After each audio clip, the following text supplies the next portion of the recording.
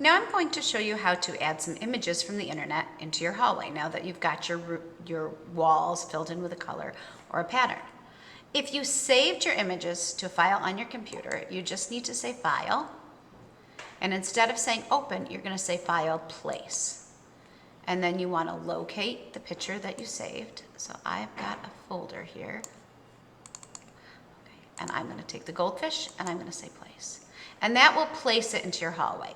It'll make it so it sort of fills the right size, and then you can adjust it from there. And as you move it around, you'll see this little red will cancel, and then green says okay to the move.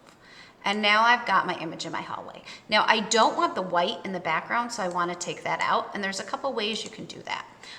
You can use the magnetic lasso tool to sort of trace and cut around that. You can also use the quick selection brush, which can select out an area. And then you can say edit, cut. Or the easiest thing to do is if your background is a solid color, then you can just use the magic wand tool, which looks like a little magic wand. And when you click, it'll select the white area and you'll say edit, cut. Okay? And then if I want to move it, I can go back to the move tool and I can move it into place. I think I'm going to have a bunch of goldfish flying in my picture. And if I want to play with the goldfish or do anything with the goldfish, I've got to right click and duplicate the layer and say okay if I want another one. Okay? And I can flip it by clicking to the right or the left and move it over. Okay? I can also make it larger or smaller. So if I wanted some variety in there, I could go ahead and do that. Every time you paste a new object on, it becomes a new layer. So you don't have to worry about creating new layers for this. Okay. So now, what if you have an image that you didn't save yet? So again, you can also get an image from the internet. So I'm going to go here and I'm going to look for an image of Jackie Chan. And I'm going to click images. And it's much easier to copy and paste and edit a picture if the background's plain.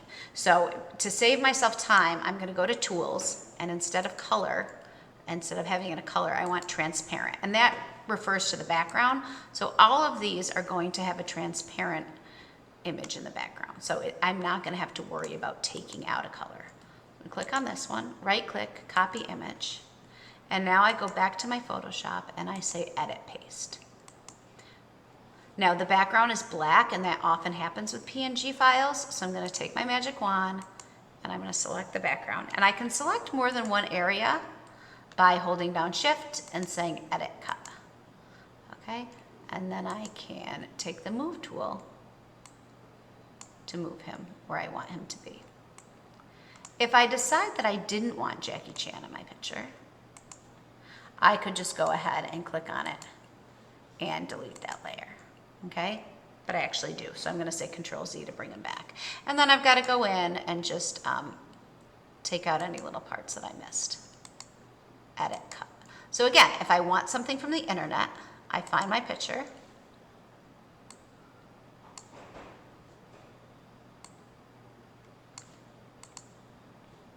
And I right click on my picture to copy my image.